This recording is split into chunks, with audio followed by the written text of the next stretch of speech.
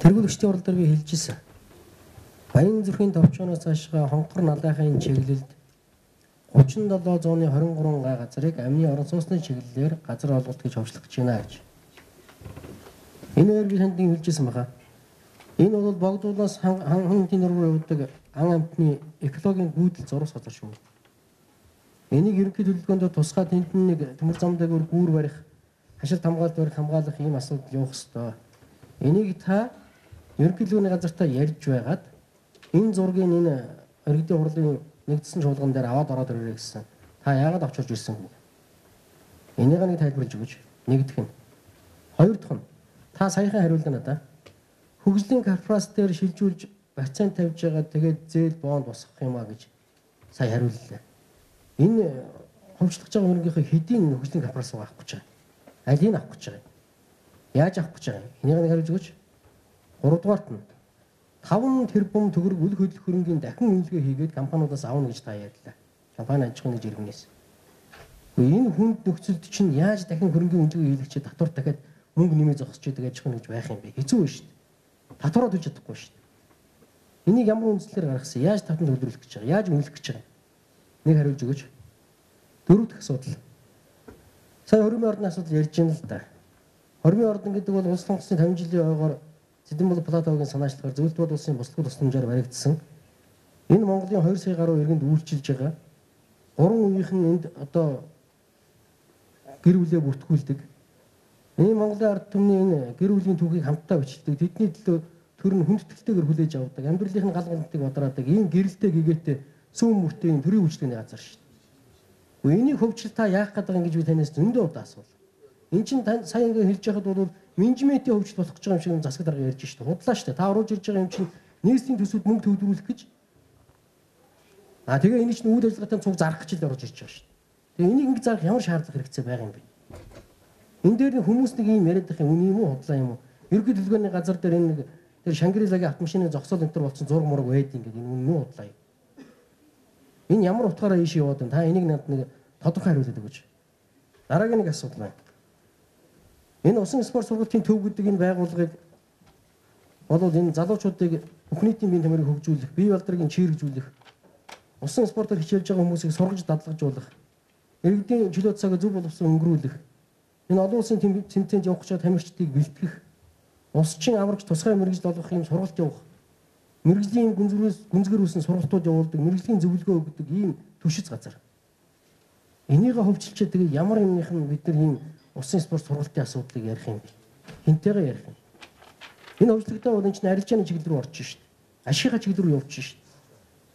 Бидний дүүргүүдэд нийтдээ бол 7 дүүрэгт хүүхэд залуучууд олон нийт зэрэгс усан бассейн мөсөн гулгуурын талбай бүх нийтийн биеийн тамирын спортын төв байгуулсан шít. Хэрэгцээтэй байна, шаардлагатай байна, бүх нийтийн биеийн тамирыг хөгжүүлэх хэрэгтэй байна гэдэг. Тэрний будган хатаг одоо шинээрээ байж байгаа. Хэрвээ үнэхээр одоо энэ усан спорт сургалтын төв хөгжлөх гэж байгаа бол та вакцаар нь уулж үндслэл гаргаад ирсэн. Та энэ дэр үндслэл надад ярихгүй шүү дээ. Энийг ярьж өгөөч. Дараагийн асуудал. Энэ эмнэлгийн зорилттой барилгыг хөгжлөх асуудлаар бол 14 барилга байгууламж асуудал орж ирсэн байна. Янсын эмнэлгийн асуудал яригддаг. Энэ янсын эмнэлэг дээр бид нар 60 онд орсон энэ барилгыг эмнэлгийн одоо хүртээмж муу байна. Эрүүл мэндийн иргэдэд одоо энэ сөргөөр нөлөөлж байгаа энэ нийгмийн агаар хөрсний бохирдлын асуудал хэрэг хэтэрлээ. Тийм учраас энэ эмнэлгийн үйлчлэгээний хүртээмжийг нэмэгдүүлэх хүснээс эмнэлгийн чиглэлээр ашиглая гэдэг асуудал зөндөө ярьсан. Энэ янсын эмнэлгийн эмнэлгийн чиглэлээр ашиглах асуудал энэ дээр яригдахгүй шүү дээ. Энэ янсын эмнэлгийн эмнэлгийн үйлчлэгээний чиглэл болох юм уу? Яг энэ чиглэлээр хөгжлөх юм уу? Энэ хүүхдийн биднэрт бол санал тавьсан. Энэ хүүхдийн онцлогооны төв болгож өөрчлөж гэж. Энэ дээр эрүүл нүүрний эмнэлэг судлалын төв байна. Цэнгагаас хөвлөл байна. Энэ дээр чинь эмч нарын холбоо үйл хүчний эмнэлгийн байгууллагууд нь бүгд болохгүй, эрүүл мэндийн байгууллагаар ингэж оролцож болохгүй гэдэг асуудал яриад байх юм. Тэгэхээр бид нар хөгжлөнгөө суугаад байх юм. Ямар учиртай юм бэ? Энэ автобус 3-ын асуудал ярьж байна сая. Энэ барилга байгууламжийг хөгжлөөд тэгээд одоо энэ автобусны нэгдэглүүд барина гэж. Энэ барилга байгууламжийг хөгжөөд автобусны нэгдэглийг барих мөнгө хүрэх юм уу? Одоо орж ирж байгаа энэ төсөл дээр чи харахад бол газрын үнэлгээний асуудал 300 хэдэн сая л байна шүү дээ. Гэтэл бид нар тэр сонгоны хайрханд баригдах гэж байгаа автоспорт сургалтын автодолтооны төвийн газар дээр дуудах хөдөлгөөн зарахад нэг ган 500 сая болж ирсэн шүү дээ. Тэгэхээр энэ маань одоо ямар хуу байдлаар хөгжлөгдөх гэж юу орж ирээд байна? Энийг та нэг тайлбарж өгөөч надад. За нэг өшөө бусад асуултууд тавьж авчих. Энэ пенка модон төлөөлөгч асуудал дээр нэг цагдаа дагнуудын байгууллага дээр байцааж байгаа юм шиг болох. Би өөрөө ч өмнө ямар нэгэн нүгэл ял хийгээгүй шүү дээ. Надаа өмчийн ч юм уу одоо их ашиг ямар нэгэн зөрчил байхгүй. Энэ асуудлыг би хариуцлагатай хүнийхээ хувьд оруулж байгаа гэдгийг нэг удаа хэлчихье.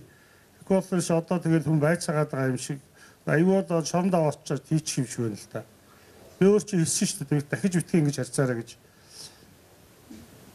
Тэр Янсан эмнэлгийн тухайд бол та бүхэн мэдж байгаа. Яг ч үннийг хэлэхэд одоо та нар очиад харах юм бол хувийн эмнэлгийн үйлчилгээ, улсын эмнэлгийн үйлчилгээ хоёрыг газар тэнгэр шиг байна. Та нарыг маш сайн харж байгаа. Ямар улсын эмнэлэг муу менежменттэй, ямар муу үйлчилгээ үзүүлж байгааг та нар харж байгаа. Бид үйлчилгээгээ сайжруулдаг. Хүн ардынхаа эрүүл мэндийн төлөө чанартай үйлчилгээ үзүүлдэг гэж байна. Бүр дээрээс нь бүр зориуд одоо бид нар энэ нийслэлийн эрүүл мэндийн үйлчилгээг олон улсын хэмжээнд жишг тавьж хагаад эрүүл мэндийн аялал жуулчлалыг хөгжүүлэх гэж байна. Орлоготой болгоё гэж байна. Тийм учраас бид нар хувьчлагтай одоо тэр журман дээр чинь заасан угаасаа иргэдийн урлаар баталсан журам байж байгаа ш. Зургийн даалгавартай эскиз бүх юмтай нөвчлөө шүү. Зориултын зааж гэж. Ингээд тавьчихсан байж байгаа ш. Тэрний чухал асуудлыг тэрүүлсэн хэрэгцсэн байна та. Юу болсон юм бол нөгөө Баянзүр дүүргийн нөгөө хогны тийш явдаг нөгөө 30 гаруй газрын байгаа шүү дээ, 37 ч илүү.